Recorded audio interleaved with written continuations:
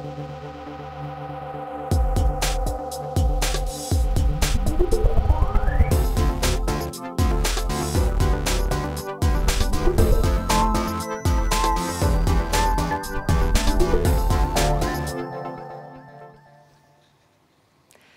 and thanks for joining us here on Tech 24. This week we'll see how technology can make farming more efficient. Coming up.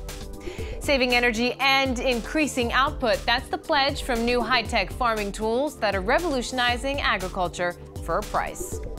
For farmers looking for a bird's-eye view of their fields, there's a drone for that. The pros and cons with our specialist Dhananjay Kadalkar in just a minute.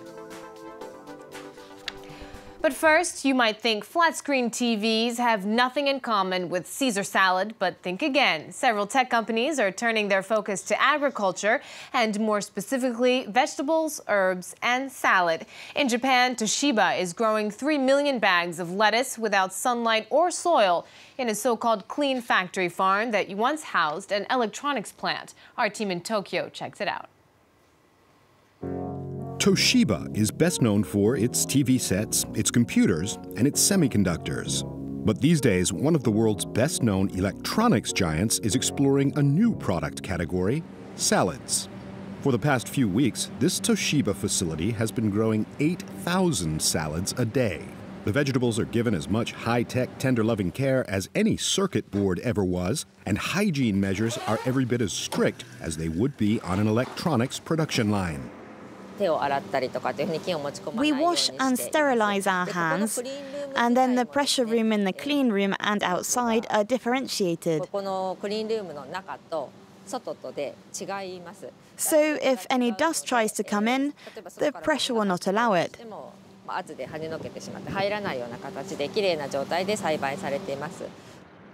We're in the suburbs of Tokyo, where Toshiba used to make floppy disks for computers until they became obsolete in 1994.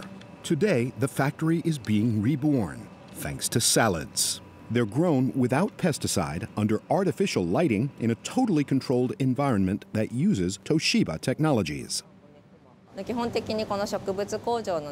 Basically, all the electronic devices that we have here in this plant, the lighting, the air conditioning, the tablets, were made by Toshiba technology.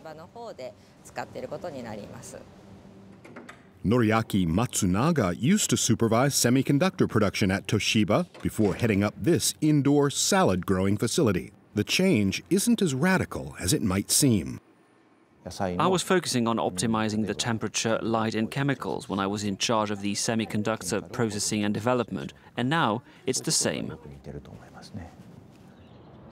In this country of electronics, Toshiba isn't the only company to turn to high-tech agriculture. Panasonic, Sharp and Fujitsu are also getting into the game. Some of them even export their know-how to foreign countries. It's one way of adapting to a much tougher market. The Japanese 8 large semiconductor makers, they used to have 80% of the world market share in electronics in the 1980s, but today that has evaporated to about 5% or so. They have two problems. They don't grow and they have no profits. Every Japanese electronics maker now has to find a way out of these problems. These salads of tomorrow consume a lot of energy to produce. But they can be a perfect fit for consumers who don't mind paying €2.50 for ready-to-eat greens. It's a healthy start, but Japanese electronics firms may find they need more than salad to recover their former fortunes. Agriculture and farming have always relied on technology to be more efficient and counter the unwanted effects of Mother Nature. Dhananjay Kadalkar is here to talk about the latest developments in technology farming to make it even more efficient. Absolutely, Shona. As with other aspects of our lives, mobile tech is now playing a very important role in controlling and monitoring different parameters which are used for farming. For example, there are many sensors out there which measure different parameters and which can be controlled using maybe your phone or your iPad. So there's a sensor for determining how much sunlight the plants get, and using the optical sensors, you can determine the amount of fertilizers that a farmer needs to put for a particular area in his farm. Then there's an app called plant diagnostic sample. So what it does is basically plant diagnostic samples submissions. What it does is you take a picture of a particular plant and you select a lab where you want the diagnosis of that plant to take place. So for example, if a particular plant is infected, so you take a plant, you send the sample to the lab. The picture. The picture, exactly. So and as you just can from see the on the picture, screen, they can tell what's wrong with the exactly, plant. and they will provide solution. They'll tell you how to take care of the infected plant, or if there's a wide area that is infected. Then there are other sensors which can be used for example, watering the plants. So you don't need to run around and turn on the sprinkler. Right, because maybe it rained and the plants don't need so much water. Absolutely. Like that. So these sensors also monitor the weather patterns. They also monitor the forecast, and depending on it, they adjust the sprinkler. So it's very useful for, gone are the days where it used to be very mechanical. Now, because of the improved technology right, of you mobile, can kind of do a dosage. exactly. Remote tracking, you can right. remote control all these things. And then there is there's a network of sensors which you can put. These sensors basically have solar panels, so the solar panels provide the electricity, and you put them in your fields, garden, in your the gardens. field, and these monitor different parameters like the moisture content, the amount of sunlight, the amount of fertilizers. So yeah, I think is that what we call a connected garden? Yeah, you could call it a connected garden. It could be your home garden as well, So and plus there are many, like a French company, Parrot, has introduced. They introduced a couple of years ago a sensor in which you just insert it in the pot. And with the app, you can measure different parameters, whether it needs water, whether it's got enough sunlight. So yeah, I think mobile tech has become a big game changer, not only for our everyday lives, but also for farmers. Yeah, it's kind of like a cheat sheet for gardeners Absolutely. And farmers as well. Well, let's continue on that theme, Dhananjay. Here are some more examples of the latest machines that make farmers' work easier and more productive. Here we have a cow who wants to milk itself, so she goes into the machine and chooses when she wants to be milked. The self-milking machine cost 150,000 euros, but this farmer doesn't regret it for a second. He doesn't have to get up at dawn anymore and only has around 2 hours of work a day. It gives me more free time in the day to be with my family, and it corresponds better with the children's hours. Before it was harder and I saw them less. Xavier has another trick up his sleeve for the cows, this smart collar. It allows me to see how the cow is doing, if it is ill or on heat. Every time the cow reaches the machine, the collar transfers all the cow's vital information. The farmer can then access that information from any PC or smartphone. This modern technology isn't confined only to the cows. This grain farmer sends up a drone twice a year to take photos of his crops. With those photos, he can work out which part of his field needs treatment. After the drone's been up, we can adjust the nitrogen levels and get the right amount to the right areas. It keeps me from needing a nitrogen dispenser, which can cost upwards of 15,000 euros.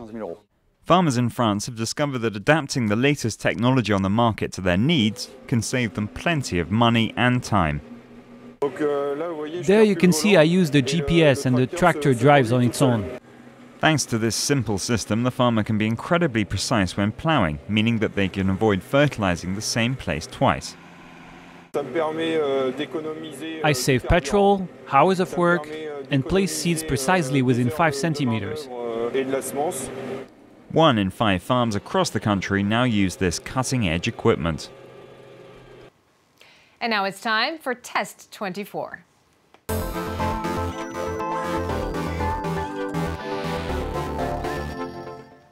Now, Dhananjay, drones can also be useful if you want to get a bird's eye view of fields and crops. You're about to tell us about the AirNav sensor technology that's made in France and is fitted into a flying drone. Show us how it works. Absolutely. As you mentioned, drones are a very useful tool for farmers these days because you can make the drone fly over your farm, and within a span of minutes, you can have different parameters on the field, on the yield, on the amount of sunlight that your plants receive, and etc. So this is basically the sensor, which is made by the French company AirNav. You fit the sensor in the drone. The sensor is basically, it consists of a camera. It measures in different wavelengths. For example, there's green, there's red, there's infrared. So what it does is, by using these different wavelengths, it's able to calculate the amount of nitrogen. Would it be backwards? the amount of nitrogen, the amount of chlorophyll that the plants receive or they might want. Then there's also, it has also optical sensors. So using these optical sensors, it also determines the amount of fertilizers, for example, the plants need. This drone is made by a different company, but it's compatible with this sensor, particular sensor. And using this drone, you can cover 3 hectares of land in just 1 minute. The drone itself is a bit expensive. The entire package costs in excess of 20,000 euros. But for farmers, it's very cost efficient because you can order this particular survey. The farmers can order this survey and get it done as low as 10 euros or 15 euros per flight. And generally speaking, you don't need more than 1 flight per year. So it gives a wide parameters in a very short time, and it's a very cost efficient way of knowing what's going on. And it can be used anywhere, in any kind of field or garden or whatever? Yes, it can be used. Right now, it's primarily for wheat, rapeseed. In the future, they are going to make these sensors which are applicable for grapes as well.